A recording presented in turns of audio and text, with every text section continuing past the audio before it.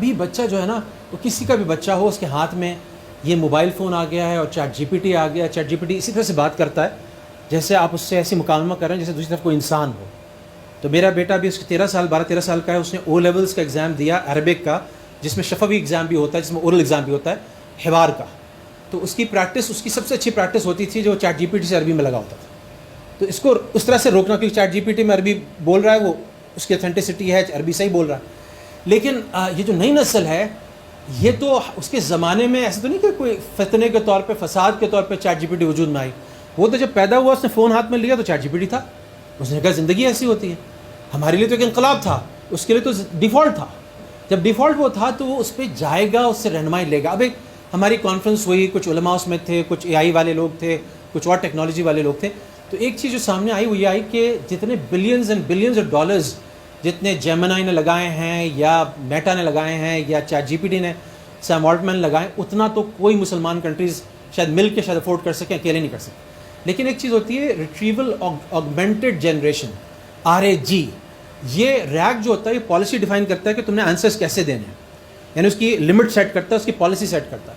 تو میرا خیال ہے کہ چیٹ جی پی ٹی کا ایک ایسا ورژن ہونا چاہیے کہ اسی چیٹ جی پی ٹی کے، اسی LLM ماڈلس کے ساتھ، لارج لینگویج ماڈلس کے ساتھ، اس کے ساتھ ہم جو ہے اس کے اوپر ریگ جیسے لگائیں، جس کے اندر ہم کنٹرول کر سکیں، اس کی کوالٹی ایشورنس کر سکیں کہ if there is one G P T یا there is one AI form جس کو ہم اپروو کرتے ہیں، وہ یہ ہے. کیونکہ لوگ جائیں گے تو ہمیں یہ بات تو کرنی ہے کہ اصل علماء ہیں، اصل مراکز دین کے تبلیغ اور یہ مدارس ہیں، مدارس سے علم سیکھنا ہے وغیرہ وغیرہ.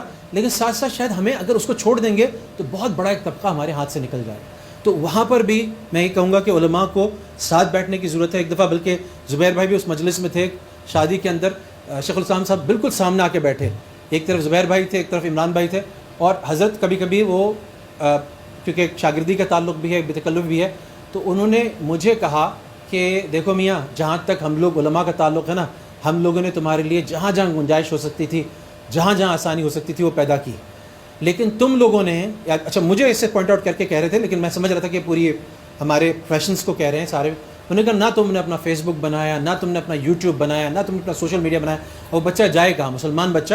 وہ کتنی اچھی تمثیل میرے ایک دوست نے دی کہ جب ہم کسی بازار میں جائیں، کسی غیر ملک میں، کسی ایسی کھلے بازار میں جہاں آوارہ مرد عورتیں بھی ہوں، وہاں مسجد بھی ہو، وہاں پہ شراب بھی بک رہی ہو، وہاں پہ کسینو بھی ہو، تو اس بچے کا ہاتھ یوں کر کے پکڑے رکھیں گے. ہم اپنے بچے کا ہاتھ چھوڑیں گے نہیں، اس کو مسجد کی طرف لے جائیں گے، اس کو ادھر ادھر جانے نہیں دیں گے کہ بیٹا ادھر کرو. مجھے یاد ہے میری بیٹی بڑی ہو رہی تھی، 5 سال کی ہو گئی تھی. تو اب امریکہ میں ہم رہتے تھے، تو امریکہ میں کبھی کوئی مناظر ایسے ہوتے تھے، وہ فوراً اس کو یوں کر کے پکڑ لیتے، اس کو دیکھنے نہیں دیتی تھی کہ کیا ہو رہا ہے سڑکوں پہ، امریکہ کی سڑکوں. اور یہ سب سے بڑا چیلنج تھا کہ جو اسی زبیر صاحب بھی کہہ رہے ہیں، اگر بچہ وہ رات دن وہی دیکھ رہا ہے اور وہی انفارمیشن دیکھ رہا ہے کہ اوپنلی اگر بہت ساری چیزیں ہو رہی ہیں تو ظاہر ہے تو ہم نے فیصلہ کیا ہمیں واپس جانا. تو اس میں اگر وہاں پر میں نے بچے کو فزیکل بازار میں تو پکڑا رکھا اس کا ہاتھ، لیکن ورچوئل بازار، ورچوئل مارکیٹ جس کے اندر اس سے آگے کی بہت ساری چیزیں ہیں، وہ اس کو میں نے ڈیوائس دے دیا. نہ کوئی پیرنٹل کنٹرول ہے، نہ کوئی چیک ہے، نہ وہ ہے. اب وہ چاہے کہیں جائے، اور ظاہر ہے وہ اس کے حوالے ہے، وہ تربیت بھی ان سوشل میڈیا گروپ سے ہو رہی ہے اس کی، اور اسی طرح سے اس کا وہ چیزیں اس کی کسٹمائز ہو جاتی ہیں، الگورتھم اس کے حساب سے، اس کے ذوق کے حساب سے کر دیتا ہے. تو آئی تھنک ہمیں جہاں پر ہمیں کہہ رہے ہیں، دوسروں کو دعوت دے رہے ہیں کہ اصل بنیاد دین کی وہ مدارس ہیں، علماء ہیں، مسجد ہے. وہاں پر ہمیں علماء کو تھوڑا سا یہ بھی دیکھنا ہوگا کہ ایسا نہ ہو کہ جیسے شیخ تقی نے فرمایا کہ ہم ان 3 چیزوں میں کچھ لیٹ ہوئے، تو ایسا نہ ہو کہ ہم اس ٹیکنالوجی والی سائڈ پہ بھی لیٹ ہو جائیں. تو علماء کو سمجھ کے، کچھ علماء کو میرا خیال ہے، اور یہ گھر میں الفاظ استعمال کر سکتا، میں مفتی نہیں ہوں، لیکن مفتی حضرات شاید فرض کفایہ کے درجے میں ہو کہ ہم ٹیکنالوجی سے جو آگے چل کے جو فتنے آنے والے ہیں اس کی بھی کسی طرح سے ذمہ داری لیں اور دیکھیں ہم کیا کر سکتے ہیں انشاءاللہ. جزاکم اللہ خیر. وآخر دعوانا الحمدللہ.